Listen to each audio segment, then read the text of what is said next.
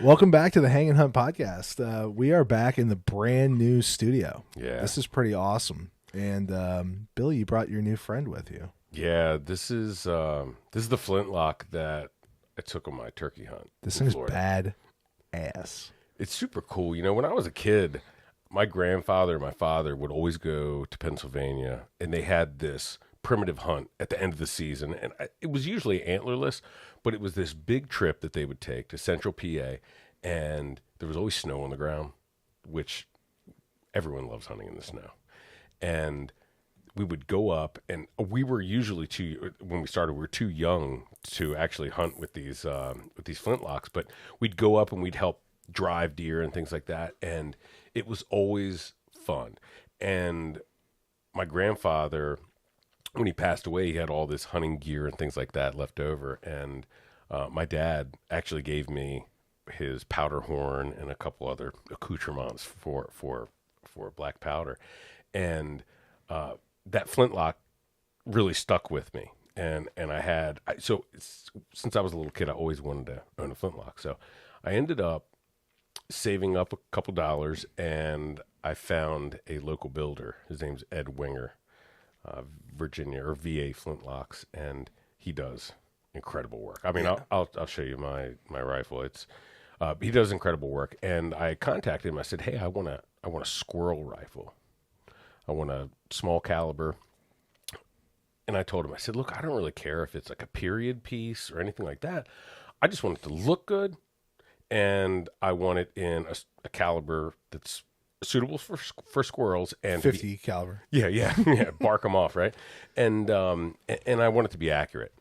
And he said, "What's your budget?" And I told him, and he said, "Well, maybe you want to get a kit gun." And I said, "If that's the case, then what do I have to go to?" So we kind of talked and negotiated, and he said, "Look, if you have that dollar amount, I'll make you something, and I'm sure you'll be happy with it." And the cool part about the whole rifle build, and I won't get too deep into it, but he sent me progress pictures as he's working on it. Yeah. And it went from a block of wood and a barrel and a lock to this rifle. And the engraving on it, the carving in the wood is pretty cool. I mean, it's amazing. For the folks who I'm not going to point it at you, hopefully, but for the folks that I was less concerned about my safety and more concerned about the light. Yeah, I'll let you hold that up. But I mean, and in the light, it's pretty cool because it actually changes color depending on how the light hits it. It's a curly maple stock. And I don't know. It's gorgeous. I thoroughly enjoyed kind of watching your build, like progress videos and pictures and stuff that you were, sending me and putting on Instagram. And still, when you pulled that out, like, I feel like the photos that I've seen of that gun to now just don't do it justice at Probably all. because I'm not a professional photographer. No. But I mean, still, like, it's just the depth and the detail in the coloring and the way the barrel looks. It is really freaking cool. It's and he made it to emulate an antique that's a well cared for antique, and that's the way he put it. And if you look closely on it, you can see where the brass is. It's there's darkness and patina there. And all that brass he made by hand. The only thing that he didn't actually make was the barrel and the lock. That's amazing. He made everything else, like the patch box, everything. He carved and engraved everything. Really cool. So, the gun is, I can't even call it a gun. You call it a rifle, right? But that rifle is really, really special to me, and I really like it. It's fun and accurate as hell. Yeah. Super accurate. You said the first 3 shots you made with it were like quarter or 50-cent piece size, right? Yeah. So Ed said, "Hey, start out with 30 grains." He gave me the patch size. What caliber is it? It's a 36 caliber. The ball is actually a .35 ball. I think that's like triple odd buck, if I'm not mistaken. So that size ball, the patch is .18 thickness and patch, 30 grains of powder is what I started with. And I put a target out at 30 yards, and I shot, and it was, the target was white and had all these black dots on it. So I'm like, did I even hit this target at 30 yards? If I didn't hit it, I would have just been sick, you know? And I went up and I'm like, oh, wow. Oh, okay. That's very close to the center.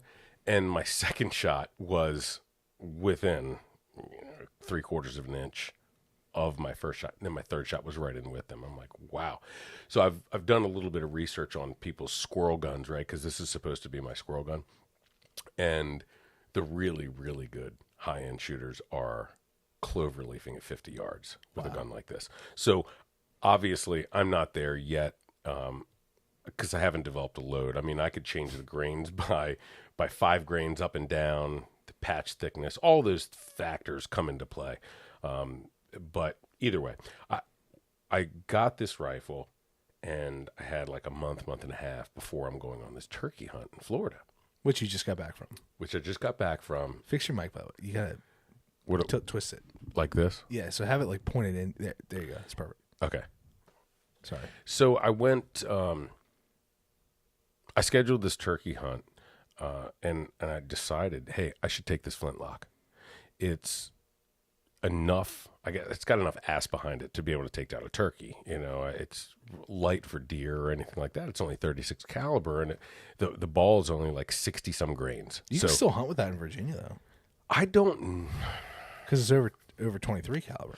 Yeah, but with a flintlock, I think it has to be 45. I think it does. You know, no, you're right. It's 45 caliber or higher. You know, but there's an asterisk in the Virginia regs that either way, I'm going to figure that out before I commit to actually hunting with it. But I knew that it was legal on private land in Florida where I was hunting. And my dad long ago had wanted to hunt Osceola turkeys and never had the opportunity to do so. And so I said, let's set up a hunt. It was better the other way. It was better this way. So good. So I said, let's set up this hunt. So I think this was a perfect opportunity to kind of break this rifle in. And I went out and I shot that first grouping.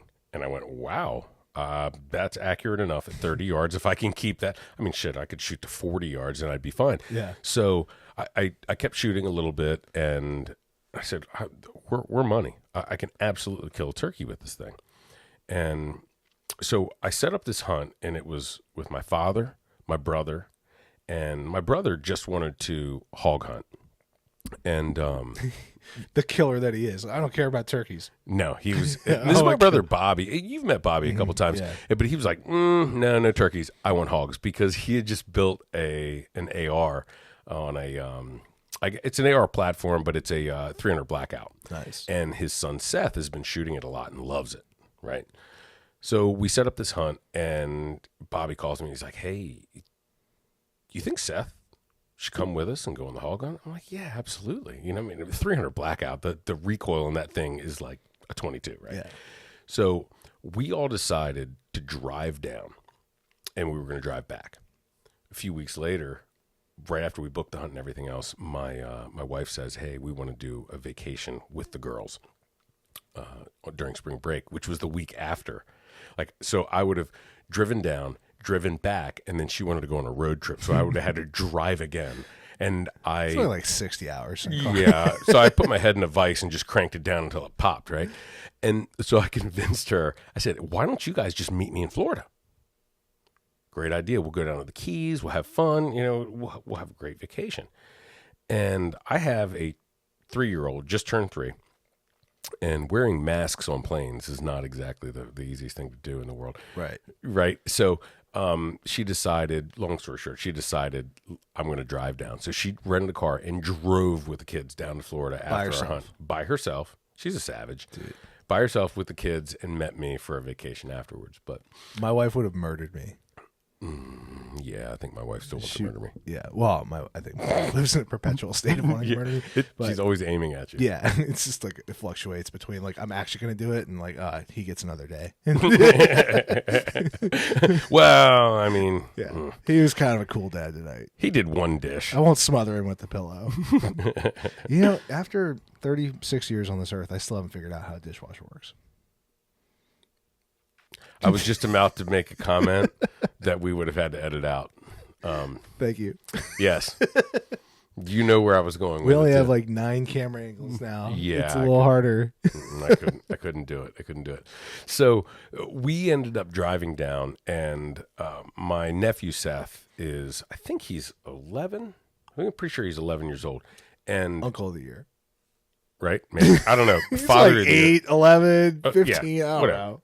I mean, like, look, I'm not even going to comment on that either. But look, I mean, he's a dude. He's a guy. Right. You know, he's like a boy. Like he's a Phillips. He's a dude. Yeah. He's a total dude.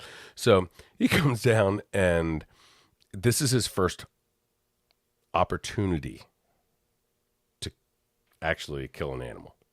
He's been on hunts. Bobby took him on hunts this year, deer hunting, and he toughed it out, man. I mean, like the cold, like rifle season in Maryland. And Maryland's a temperate state, but during the rifle season, it gets cold. Yeah, we get some gnarly weather. Yeah, it gets chilly, and he hunted in some sub-freezing temperatures and toughed it out for hours. So he could handle the hunting portion, but he had never seen anything killed. So we go down there and we set up, and we actually went with an outfitter, the Osceola outfitters. Great people. Yeah. I mean, just absolutely awesome. They had a cool place to stay and the whole nine, and very target-rich environment, extremely target-rich environment. So we go down, and Bobby and his son Seth go out for a hog hunt that first evening.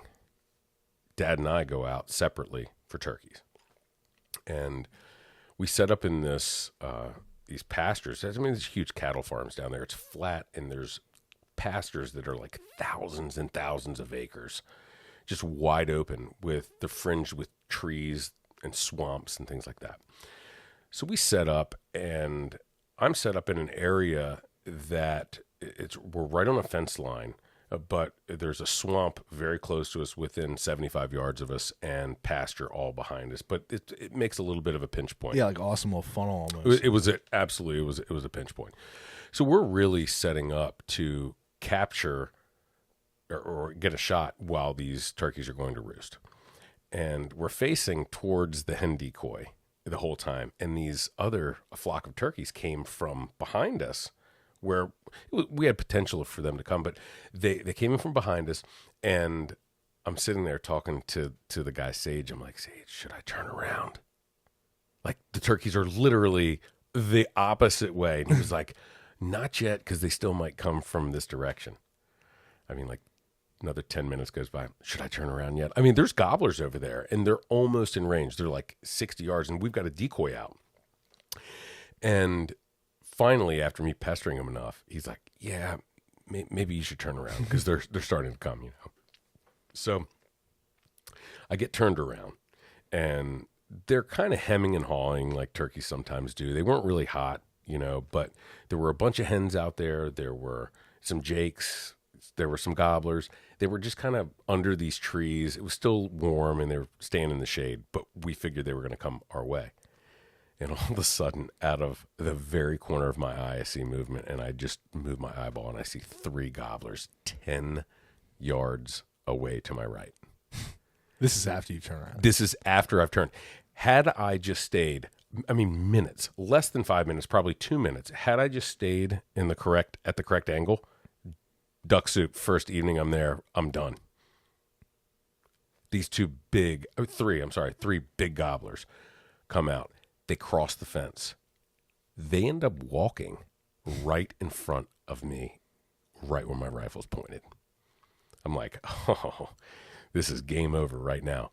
I got the hammer cocked back, and I had this, you know, those blinds that you can kind of fold out, Yeah. that it just gives you a screen in front of you, and it's like made of a Tyvek material with holes in it, leafy. Yeah. And I took a shot and hit the top of the blind. Okay. I didn't know it, but the turkey just like flies up in the air and sits back down, and the other 2 are sitting around, and they're just looking around, and they stop. And it's not like you have a second shot with a flintlock, right?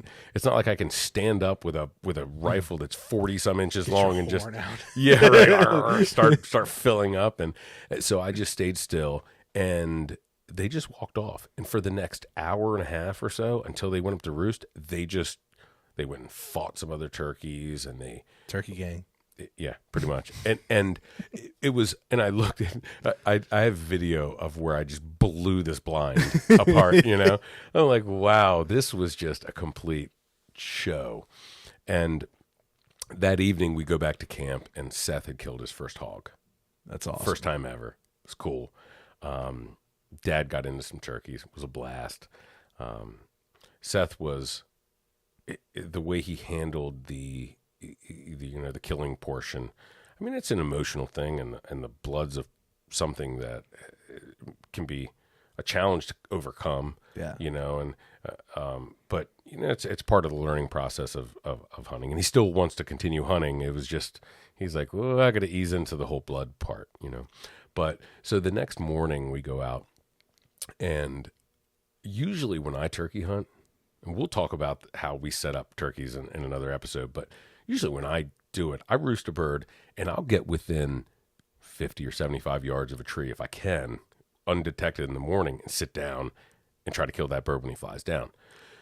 We get out to this pasture, and it starts getting gray light, and these birds start gobbling, and they're just hammering, just absolutely hammering, and they are 300 yards away across this pasture. I'm thinking, well, we set up in the wrong place. Right. And the dude Sage is like, oh, don't worry. When they fly down, they usually come. There's two places they come, you know. We saw 8 gobblers that morning. Jeez. 8. We saw a bunch of hens, a bunch of jakes. I'm not even counting them. We had jakes and hens that came into our decoy setup, but the gobblers skirted us, whatever. We got up, and we drove across to another pasture and saw another flock of gobblers. That morning, just one morning, I saw 24 gobblers. God. Now, this is a massive place. It's massive. But still, on that many acres, we probably hunted, I don't know, let's say 1,000 acres, right? Yeah. But on 1,000 acres, I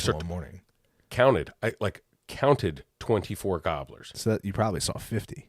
Because if you turkeys in total? I didn't count any jakes. Yeah, but if you counted only the 24, you probably should have really been 50. Well, yeah, because I'm blind. And your shoes wrong. And my shoes wrong, because that doesn't count. So when we saw all those turkeys, we said, look, we know where we're hunting this afternoon. Right. So I went back, and look, when I'm on a hunt, I'm on vacation. So I went and took a nap. Dude knocks on my door to my room, and he says, housekeeping, you want towel? You want me? I swear he did. And I just responded, you want me to jerk you off? Tommy like wing. Yeah, exactly. And so they all bust out laughing, you know, and he's like, dude, daylight's burning, man. Let's go. And it was like, I'm like, dude, I just laid down for a rest. No, but I was ready to hunt. So we go out. After 8 beers, I nap, bro. Yeah, man. Lunch beers. So we go out, and he pulls the truck up to the spot where all those, like the big flock of turkeys were. And he's thinking they're coming back through there when they go to this one area to roost. So we get a decoy set up, and he's like, all right, we're going to set up right here. And I said, all right, I really have to clear some shooting lanes. So I got some pruners out, and he took the truck off while I started clearing shooting lanes. And I cut one right at the decoy, and I set up my camera on my pack facing that way, because I just wanted to get a little B-roll and things like that of the setup situation. And then I went off to the right and cut another lane in case they try to skirt me. And I cut that lane. I'm walking all around this area, and I get back in, and Sage comes back. He gets set up and set down, and there's one more branch that I wanted to cut off that right shooting lane. And I start cutting the branch, and he's like, don't move. Don't move. I'm standing up. Don't move. There's 2 gobblers coming right now. I'm like, oh no. Oh no. And they're coming right at the decoy. Right. It was a stuffed a gobbler decoy. I was able to, there's palmettos kind of in between us. It was a great setup. So I'm like, can I move at all right now? He's like, all right, now duck down. So I ducked down and I crawled. I grabbed my rifle and I told him, I'm not loaded. My flintlock is not loaded, because the earlier that day I had shot my rifle off and cleaned it and got it ready for the evening hunt. I said, once I get set up, I'll load up. Guess what? I was not loaded. So I had to crawl. This guy's super stoked to be working with you. Oh, he hates my guts at this point, right? And because he missed. I missed. Then you took a nap. Then I took a nap. He had to wake your ass up. He woke me up. Now you're out like trimming lanes because you're late because you're napping. Yeah. I mean, and he got me out early enough, but so your gun is not loaded. Gun's not loaded. It's awesome. And these birds are 60 yards in closing. Thank God there's this big oak tree that he's sitting against, and I crawl like on my belly behind with my rifle. I'm like, brand new rifle. Oh no, I'm scratching you. Oh no, And I somehow stand up behind this oak tree, and I'm regretting every piece of pie and every beer that I drank that made me as fat as I currently am. Yeah, because I'm just huge behind this tree. Every night for me. Yeah, right. And I'm sitting there and I'm trying to load this rifle, and he looks back at me. He's like, they're right there, and I'm going, I can hear them. I'm like, they're like putting, and they're trying to fight this gobbler decoy, and they are 10 yards away, like right in front of us. By the way, the video camera's rolling the whole time. I can't wait to see this footage. Yeah. So they end up walking off because I still wasn't loaded. Like, they're right there, and I hadn't even put a ball in the barrel yet. So they start walking off. And they get to I finally get loaded, and they get to about 40 or 50 yards. And I get on one. He's moving, and he's moving, and he's moving. He just wouldn't stop. And I knew that I had sighted in at 30 or so I wasn't taking that shot. And they got out to about 60, 70 yards. Sage did something that I've seen people do in videos. I've heard of people doing, but not in the way that he did it. Now, I know a lot of people have seen people using fans to stalk on turkeys, right? And they'll put a fan out and just like walk right up to a turkey or get really close and shoot them at 10 or 15 yards. Well, he took his fan out and got it between the gobblers and him and crawled on his belly out to the gobbler decoy. Okay. And then he started pretending he was fighting the gobbler decoy and beating on it and smacking it. Those turkeys turned and walked right back to us. And at 25 yards, I didn't even care if it was the biggest one or not. I put it right in the vital zone and shot. My turkey's near wing dropped to the ground, and it ran 10 yards, flopped over dead. I was absolutely blown away. I didn't even have a face mask on. I never sat down in my seat. We never made a call. And the turkey's down, and I sprinted out there, stepped on its head, and was like, I can't believe this just happened this way. That's awesome. It was an absolute blast, man. You know, our good buddy Hunter Rude, he is a huge proponent for fanning turkeys. Is he? I need to talk to him about that. He is like other than Mr. Diabetes Sugar Snack Man, he is Mr. Fan of turkey. He just runs around with a fan and just pounds them. You know, and on public land, I would advise no one ever. That's how you get shot in the face. Ever do that. Yeah. I mean, shout out Josh Carney. I mean, like turkey hunting incident, you know. Turkey hunting, and when you're turkey hunting, you're usually using a load that it's a Magnum load, number one. High brass. You've got 5 and 6 shot. You know, if someone hits you with that, you're in trouble. Yeah, bad day. It's bad news. It's not 9 shot from 60 yards away or anything. Turkey loads can be, they're devastating, and especially with the chokes we're using. Anyway, but public land, I definitely wouldn't use a fan. Without a doubt. There's no way. Especially in places where you can use rifles, like, you know, Florida on private land. You can't in public, but you can hunt turkeys with a rifle in Florida? I did. Well, yes, but on private land. I mean, like legit rifle. Yes. Well, not in Virginia, you can. Virginia. Yeah, but I don't. I mean, I think of that as more of like an opportunistic kill, not like because like dude, we've shot turkeys before out at like farms where we're hunting deer and it's turkey season. It's like, oh hell yeah, I'll shoot that Jake. But been there, done that. yeah, but yeah, I just never thought of it.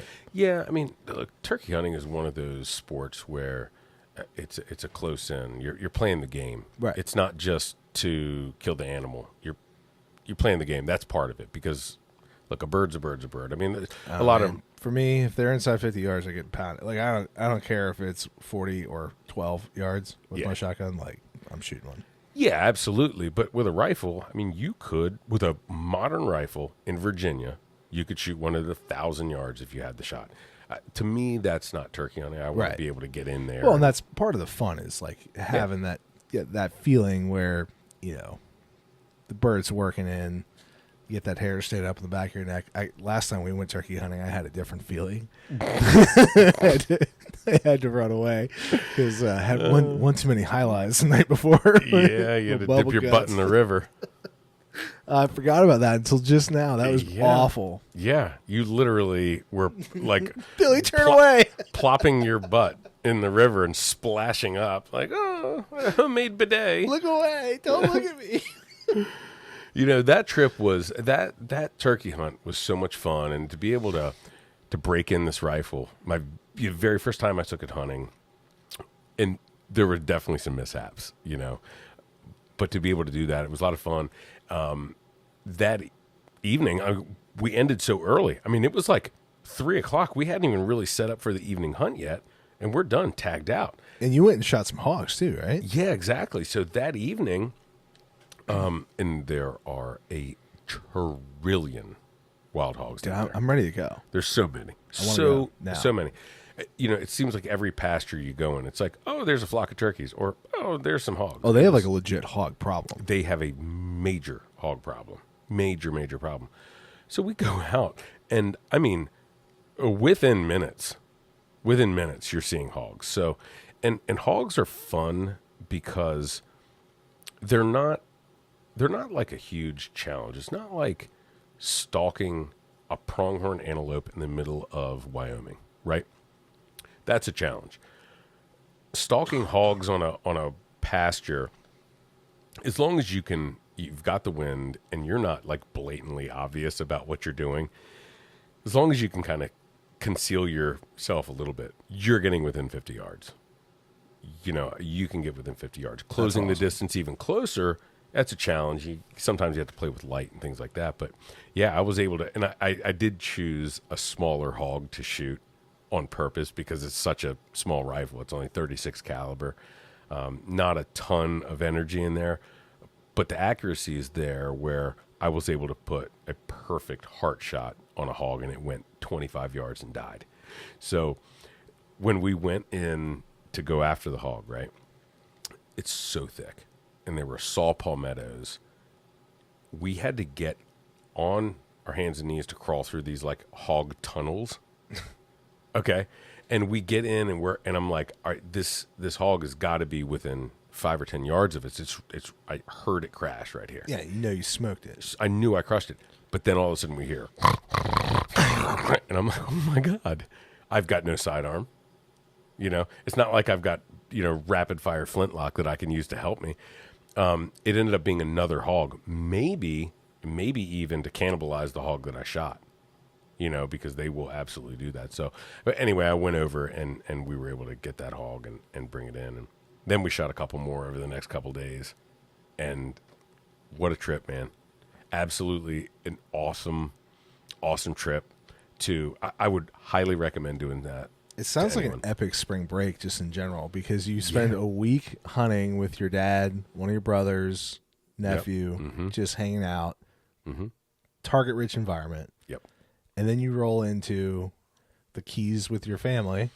Yeah. Get some brownie points with the missus. Yep. Hang out with the fam. They came down and my wife was like, oh, we're finally here. And I said, sweetheart, we have another 5-hour drive to get to Marathon. Just right? kidding.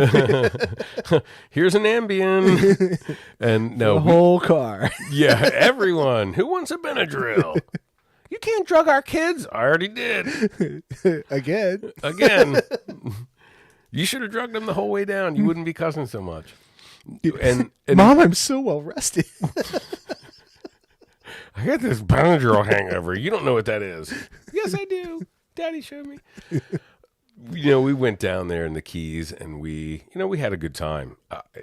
We were able to relax. The weather was awesome.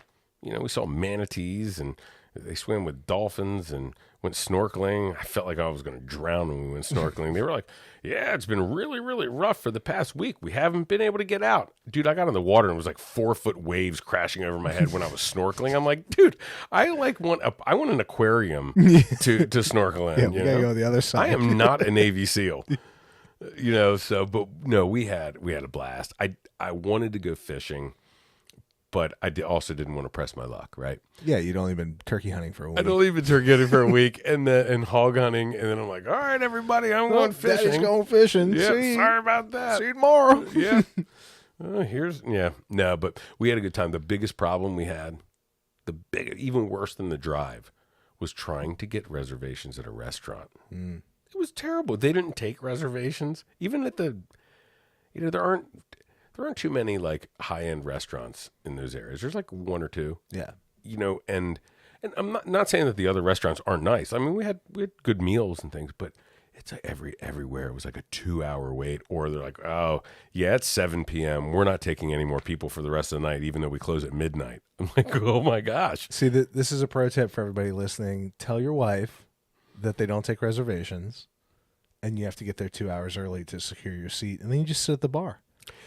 You do while they stay at the pool. Yeah, exactly. I learned that also. I'm like, honey, I'll sacrifice. I'll take this one. I will go to the restaurant and put our name on the list. Just meet me here in 2 hours. I get there and they're like, it's a 30-minute wait. I call my wife. It's actually 2 hours and 30 minutes, honey. Yeah, no, I didn't. I promise I didn't do that.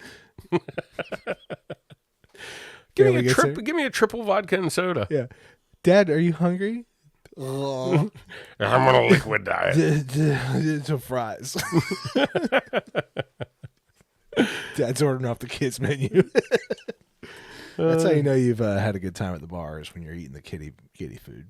Yeah, or when you get to order your food and they're like, no, we're just serving breakfast now, sir. And you're like, I just want French toast. No, but it was an epic spring break. It was a really, really good time. The turkey hunt was a blast. The hog hunting was a blast. And then, I'm blessed, right? Yeah. I was fortunate enough that my wife and kids were able to come down and visit too. But I was really blessed to be able to spend that time with my dad, my brother, and my nephew. I mean, we had like a little mini hunting camp, and we were able to do that together. All of us were successful. We had fun. Didn't get too crazy. It's not like we were waking up with hangovers many mornings. But we were able to do that, and it was a lot of fun, and something that I absolutely want to do again. When I was texting you and calling you, you were like, oh, let's send our deposit in for next year. Like, let's do it. Absolutely. And I talked to him, and he was like, well, I'm kind of booked. I'm like, shocker. Yeah. Right? Shocker that you are booked and you have these repeat clients for the past 20 years. And he was like, well, I think I have this one date. I think it was like in April or something like that. And I was like, sold. Good. Let's do it. Are we going? Am I included on this? Yeah, we're going. Thank God. Hopefully Sage was like, do not let that guy come back. No, he's going to make me come back as an observer, I think. Like, if I'm not going to shoot anything, then I'm going to eat you out of house and home. Yeah, I will eat my weight. Dude, that you place, said the food was really good, right? Oh, it was awesome.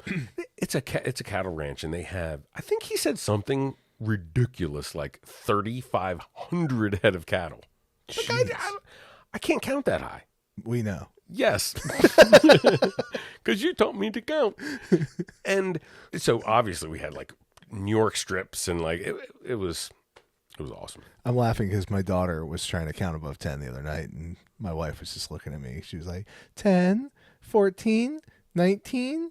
11. And your wife's an accountant, right? Yeah. Yeah. And so she's looking at you going, that's your genetics. Yeah, that's you, mofo. That's you, mofo. I got one step closer to dying that night. We're teetering closer towards smothered with a pillow than we were away from it at that point. Dude, one day you're going to sip your bourbon and say, this tastes different. This tastes like fun. This tastes like Froth. This tastes like parallelism. Can't you see how much I love you? Why do you make me do this to you? Where's the antidote? Where's the... Yeah, she wouldn't know if she drugged me or if that was just another Tuesday night, though, until next morning. So, all kidding aside, it is awesome that you were able to go down there and hunt with them. And first of all, our season doesn't open until Saturday. Yeah, this Saturday. Yeah. But I always find it really fun to hunt with outfitters or other people because, like we're deer hunters, man. And if someone wants our opinion on deer hunting, I'm happy to give it. But turkey hunting is relatively. It's just something that I've done recreationally. Like obviously we love hunting, but I am certainly not an expert on it. And it's a great way to be able to go out and like learn new tips, tricks, fun things to do, like that fanning, right? I mean, like that had to have been super cool to see and experience and like put in the arsenal to use. Yeah, and when you have the luxury of being able to use an outfitter, if you use that as a shooting experience to collect a trophy, I think you're missing the point. Totally. If you're going out there to learn about it, then that's where the value is. And granted, if you get a trophy, if you get to shoot something, if you get to harvest an animal, that's awesome. And really that's what you're there for, right? But the other part that you're there for is to learn about it. Now, when I got into fly fishing years ago, I was terrible. I mean, it took me a month to catch my first trout. And finally, I just went and hired a guide. Not because I wouldn't be able to do it eventually, but it's like, let's shorten the learning curve a little bit. That's what it does. Let's learn from an expert and give me that experience to be able to, and then I was able to replicate and then build from that and build my own style. And, look, a lot of people, we talk about these, the adult onset hunters who are in a position of starting something brand new where they don't have someone to really mentor them. I was lucky enough to be mentored by family members, my father, my grandfather, and my uncles and other folks in my life who were able to mentor me. You had to learn on your own, and that's a very valuable experience, but it's also a long road. Yeah, I think that's where we lose a lot of like interested potential hunters, right? Because it's not a short road and it's not a smooth flat road. It's pretty bumpy. Like there's it's hard to figure out a lot. And I wish that there had been podcasts around as a learning tool, and I wish that there had been YouTube around when I was learning how to hunt. I mean, I basically just picked up every magazine and book that I got my hands on, because TV is like not a representation of the type of hunting that I get to experience, right? Not every show is the truth about hunting, right? Right. I mean, and I'd love to have a bunch of land that I could manage and manicure for whitetail and do that whole thing. I mean, I think that's super cool, but it's just not something that I have the opportunity to do. So, yeah, and I think some of the adult onset hunters they're lucky in one respect, but then the other side of it is they see people doing things like, oh, well, I'm targeting a 150-inch buck, and these folks think that that's what they should be targeting in their very first year of bow hunting. They've never hunted before, but they're bow hunting, and they think they should be shooting 150s. And they're hunting in our area where 150s are few and far between, and they're watching a show in like Iowa. Like the deer that Lee Lakoski shoots are not the same deer that we're seeing in our area. I mean, it's a totally different just genetic and food and protein type mixture in the deer's diet. I mean, the whole thing is just hard to relate. So yeah, there are there is that misconception. I do think one positive that onset hunters have is they get to learn from the beginning, and they aren't kind of weighted down with maybe like the old Uncle Luke's wives' tale of like, oh, you got to put fox urine on your left toenail or something weird, you know. And there are some weird kind of like deer camp traditions that are passed down, or kind of like old wives' tales about deer hunting, that folklore that is completely incorrect. Yeah, that maybe it was fun, or maybe it was a joke and turned into something that was taken seriously. Yeah. Yeah. But I mean, overall, I think that it's really nice to be able to learn it from a family member. You know, there are pros and cons to everything, but yeah, if you're learning it on your own, it's definitely pretty difficult. So it's great. It's a great opportunity to go with an outfitter. Although, you know, if you live in the suburbs, it's kind of hard to like find someone to give you pointers. I mean, I think that's why we get a lot of people that reach out to us on a pretty regular basis, and like we're happy to help any way that we can. Obviously, we can't take people out to our properties, but like we can help, you know, give everybody the tools that they need to be able to go out and be successful. That's what we're trying to them do on those things. Yeah, absolutely. And that's part of what we should be doing in the hunting community, is to be able to spread our knowledge and to be able to mentor other folks, whether it's turkey hunting or deer hunting or whatever. And you know, I'm definitely not an expert turkey hunter, and I've been taken on a lot of turkey hunts when I was a kid. I was unsuccessful, not because of the people who took me, but mainly because of my, you know, mistakes. And, you know, I didn't shoot when I had the opportunity to, or, you know, there are a lot of things like that. I was, you know, maybe I was nervous, had turkey fever or whatever. And then I started to take other people out turkey hunting and calling for them and giving them shot opportunities, to the point where I wasn't killing any turkeys, but I was still involved. So I've done a lot of turkey hunting in my, you know, hunting journey. Yeah. But this was definitely an opportunity. I feel like I've done enough turkey hunting to be at least adequate. You know, I can kill a turkey. I can take someone else and they can kill a turkey. You know, not all the time, but you know, I have decent success. But going down there and learning that fanning technique and going and fighting his own decoy, it's pretty cool, with a fan was that was a different level, a totally different level of turkey hunter that I've ever experienced. It was pretty cool. So what do you have on your docket now upcoming? We have Virginia turkey. We got some stuff planned. We got Greg from Tethered coming down and hunt with us next week. Yep, they're coming. Greg's coming next week. We've got a couple spots, and that's pretty cool because we've got some suburban spots. Yeah. You know, and most people don't think about suburban turkeys, but you know, with the boom of the turkey population in the past 20 or 30 years, now we have them literally in backyards. Now, a lot of those places we can't shoot guns. Yeah. But hey, bows, archery equipment absolutely works on turkeys. So especially crossbow, like running and gunning with a crossbow on urban turkeys is a lot of fun. It's a blast, you know, and like my brother, I'm going to take him on a suburban turkey hunt. But he's going to use his longbow. Like, I'm like, man, we're going from like shooting with rifles to now, you know, we're going to use a longbow, but he doesn't care. He just wants to, you know, that's what he wants to use, is his longbow. And everyone has their niche and their way they want to do it. But so we've got Greg coming. So you and we're going to be turkey hunting in the mornings, you know, before work and things like that, even before and after Greg gets here.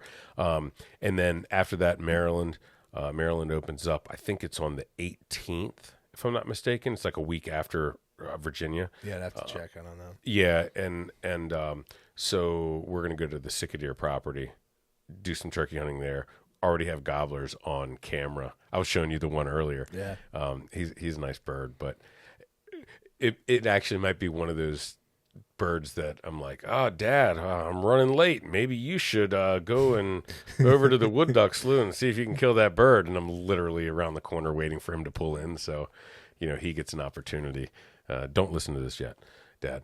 But, you know, so I've got that.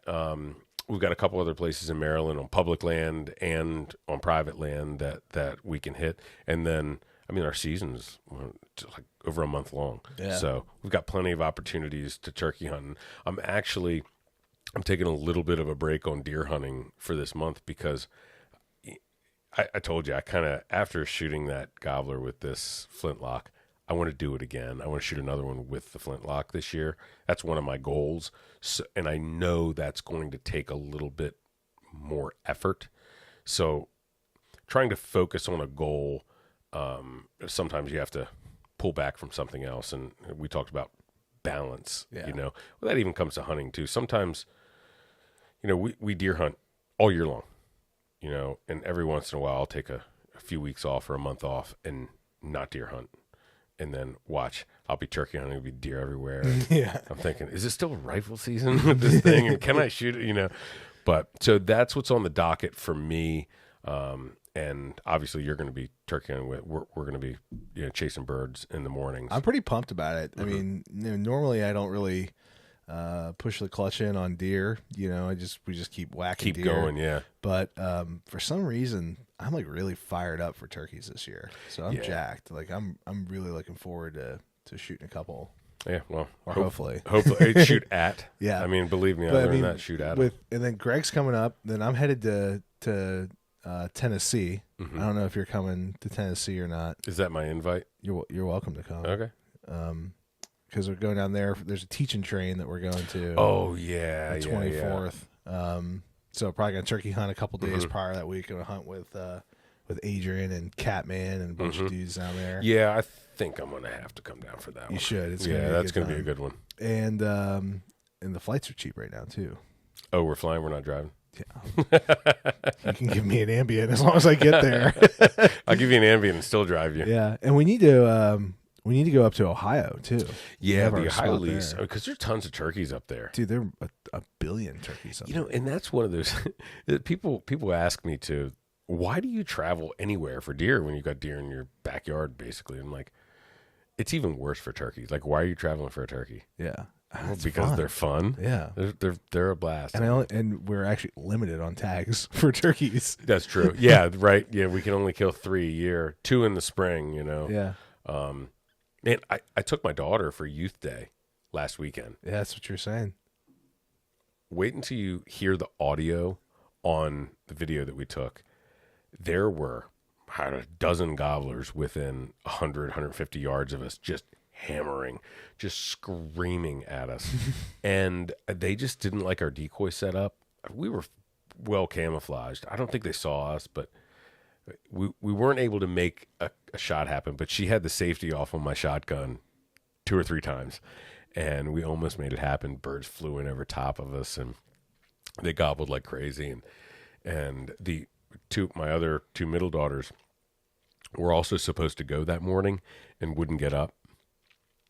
My oldest daughter must get it from her dad. Yeah, maybe. Nah, I've never been late, but my oldest daughter was like, "Dad, I had so much fun. It was a blast. We had fun." She's excited to go again too. That's awesome. So that's the other little piece that another reason I want to kind of, like you said, push the clutch in on deer hunting just for a month or so, because I want to get her and maybe a couple of my other daughters shots on turkeys this year too. That's awesome. Yeah. So when you're going out looking for turkeys, other than driving around and like visually, and I think that we get lucky because we have so many cameras out for deer. I mean, you were showing me some pictures of turkeys. I've been texting you pictures of. We got one property where there's been just a big old gobbler every morning. Don't say that before Greg comes, because that's not his bird. No, we're gonna go kill that bird Saturday morning, opening day. Right? Sorry, Greg. Yeah, oopsie daisy. But yeah, I mean, other than cameras and like visually seeing them in fields and in some more kind of rural spots. I just kind of go off of like past season intel. Yeah, absolutely. 100%. And I love to go in evenings and see if I can get a bird to gobble on the roost when, they're going up the roost. Or if I can see them, if I can kind of scout hunt them where I'm not really hunting them, just scouting them and watching, where they're going. And then right now, I mean, we're a few days before the season, all week long. I've been every morning at different places listening for turkeys. And before daybreak, and I just wait. As soon as that gray light starts hitting, I turn the truck off, sit down, and wait. And I just put my windows down and wait, because you can hear a turkey from a long way away, especially now where there's no leaves on the trees. You can hear them for hundreds of yards. Most of the places we're hunting, hundreds of yards isn't on our permission anymore. You right? So we can hear them. And I just, a lot of times I'm sitting on the roads. I mean, we were out the other morning just listening for turkeys, and we heard a couple gobbles. I mean, they weren't in areas that we could hunt, but that also tells me there's turkeys close, but not exactly where we're allowed to hunt. So let's focus on somewhere else. So that's what I'm doing right now. Once I'm able to really pinpoint where they are, then at pitch black in the morning, way before it starts getting gray light, I'm sneaking with no flashlight, fully camoed into the woods to try to get 75 yards or so from a roosted turkey. Sit down and get quiet, and that's what I'm focused on right now. Yep. Mm-hmm. Worked well for us last year. Yep. Till my highlights hit. The eject button. There's a turkey coming. I don't care. I'm getting up and leaving. My butt. No, but you're gonna. Oh, there he goes. Putt. Yeah. Well, the gobble brought him back. If only we could have patented that wet gobble. Oh. Well, we'll have to check back with everybody and let them know how our hunts go. Hopefully they're able to see on social media that they went well. Yeah, absolutely. Well, hopefully. Otherwise, it's just going to be a bunch of boring hunts of us walking through the woods pretending the turkey's off. I'm excited to get Greg out. Almost more excited for him to come shoot some urban deer in the afternoons. He is bringing like a bow, right? He's ready to deer hunt, right? Yeah. Oh, yeah. Okay, good. Yeah. I told him, you're deer hunting, buddy. Well, because we can only hunt until noon here for turkeys. Yeah. So we might as well hunt in the evening. Yeah. That's better than just popping the cooler open and grilling food for the next 6 hours. Well, that's what I'm going to be doing. Well, it's like, all right, I'm Greg, the outfitter. It's like, Greg, here's your tree right here. I'll pick you up at dark. Yeah. Good luck. Come back stumbling. Did you shoot something? Oh, hope not. Oh, please tell me he didn't shoot anything, Please, because then I have to drag it out. Yeah. Oh, by the way, I liked the video of you pulling a Hodor and carrying him across that creek while he's wearing like Florsheim wingtips. Yeah, wearing wingtips. Like, out what are you scouting. doing, dude? Yeah. You're scouting and you're wearing wingtips? Yeah. Come on, man. Dude, I was the rocks that were in that creek had a bunch of like algae on them, and I was really worried that I was going to eat it walking across, because it was not. It was a little slick. Yeah. So awesome. Broke my brand new boots in though. Those things are killer. Which ones did you get? The Thors? I got some crispy Thors. Yeah. I have the Colorados. Love them. But I'm wearing them every day, and I notice like I don't need, for my everyday walking around, I don't need to have a level 4 stiffness sole. So I think I'm going to get some Thors for my everyday running around, and then the Colorados are strictly before like mountain hunting and things like that. But I don't know. That's a totally different topic. We could talk for hours on Yeah. on footwear. All right. Well, thank you guys for checking in, and we'll see you soon. Yeah. Thanks a lot, guys.